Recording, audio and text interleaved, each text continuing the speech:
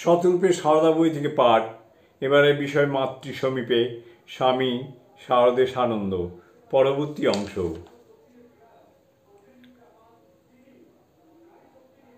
সন্তানদের সুখ স্বাচ্ছন্দ্যের দিকে ছিল মায়ের তীক্ষ্ণ দৃষ্টি।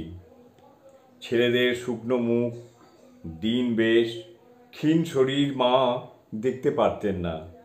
তাই উদ্বোধনে ছিল সকলের জন্য প্রতিদিন মাছের ব্যবস্থা।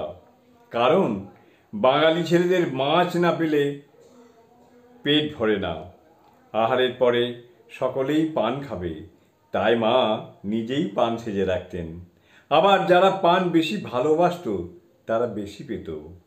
ছেলেরা মুখ ভরে পান চিবুচ্ছে দেখলে মা ভারী খুশি হতো। ছেলেদের সাদা থান ধুতি পরা মায়ের মোটেই পছন্দ ছিল না। ভক্তেরা তাকে অনেক সরু পাড়ওয়ালা কাপড় দিতেন।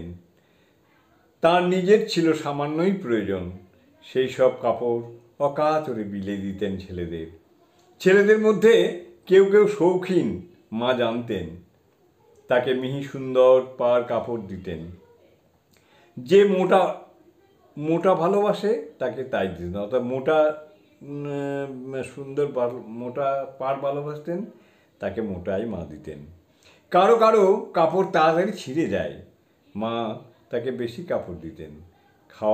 খাওয়া জল খাওয়া সব ব্যাপারেই যে যেমন চাইতো, যার পেটে যেরূপ সহ্য হতো মা তাকে ঠিক সেই রকমই দিতেন।